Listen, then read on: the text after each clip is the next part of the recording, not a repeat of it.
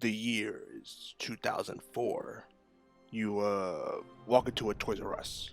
You look down the aisle, and you see it.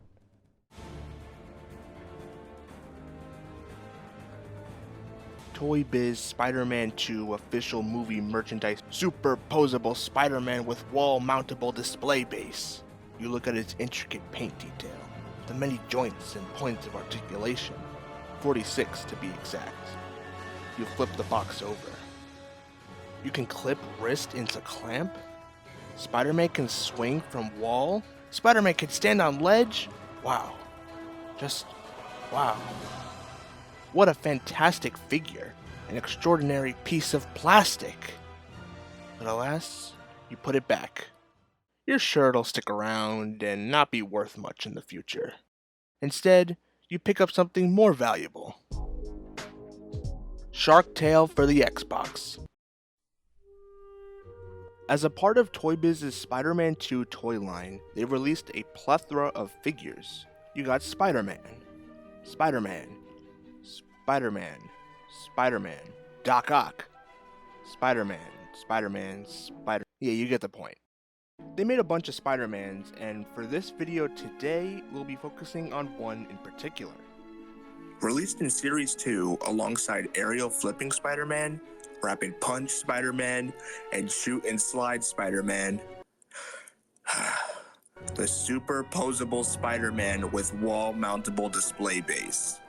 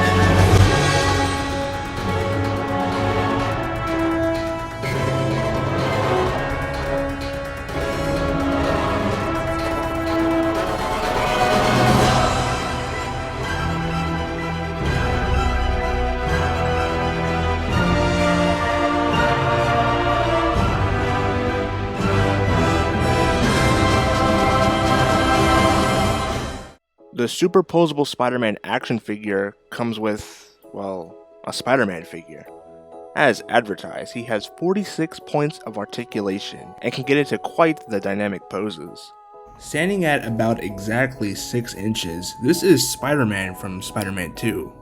Something to note is the back emblem and how on the figure it's more close together as opposed to on the actual suit. That's probably more to do with the butterfly joints. Honestly, at first, I was a bit turned away by the torso and the way it's cut up, with a diaphragm and an ab crunch. That's more to do with how figures have evolved since the Toy Biz days, and the ability to maintain both design with articulation. But honestly, I think it adds to the charm of these older figures, and looking more like action figures than creatures. Speaking of articulation, this is the superposable Spider-Man after all. He's got every action figure joint and movement you can expect. However, speaking more on the torso, like I said, he has the diaphragm and ab crunch, but also a waist swivel, so he can definitely spin around. This may just be mine, but his diaphragm doesn't go all the way around, at least not without struggle, so I wouldn't recommend a full rotation. But besides that, just about every limb on him can be spun around and posed however you desire. You've got neck and head rotation, arms, legs, foot, and the Marvel Legends wet dream, toes. Something I find really cool with Toy Biz figures, and specifically this one, is the hands. Instead of having alternate hands like figures nowadays do, he has movable fingers, which basically allows you to create any hand position you want. But the thwip hand style looks a bit off since his figures kind of sag down. But I mean, he can make great fists, open palms, pointing, or, you know, However, Spider-Man did not come alone. He has his trusty billboard and small ledge platform. Yeah, he comes with this Daily Bugle billboard piece that you can hang on the wall. It's a cool little diorama piece. I know that's something a majority of Toy Biz figures come with. It's got a little hook on the side of it so you can clip his wrist to it and hang him off of it. I personally really like this figure. He's super posable. It's really easy to get carried away and just mess around with him, but as he gets older, he definitely gets looser and not as sturdy as he probably was 20 years ago. That's definitely the major downside to these older figures. Overall, I think he is definitely a fun figure and lives up to the title of super posable. As the video ends, I wanted to talk about the elephant in the room, being the price. The Toy Biz figures, and especially the Raimi movie figures, are a reseller's goldmine. Yeah, I know I sung his praises, but the online prices for him are outrageous and definitely not worth it. Regardless of the price, he's still a 20-year-old figure, and people who saw the prices for him and dug him out of their basements to get a quick $100 without questioning the actual quality and durability of the figure is definitely something you need to be aware of. If you genuinely want one, do your research on both the listing, the seller, and the quality of the figure. But I'm no financial expert. You could buy or do whatever the hell you want. Obviously, since No Way Home, the demand for action figure representation for Tobey Maguire Spider-Man has rose significantly, and these older figures were the only answer for a while.